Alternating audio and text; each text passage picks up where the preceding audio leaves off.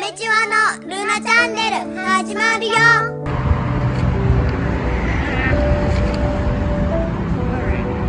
Did you want to do any pre-anesthetic blood testing before she goes under for an extra 124? Oh, it's gonna be okay. Bye bye. Alright, we'll see.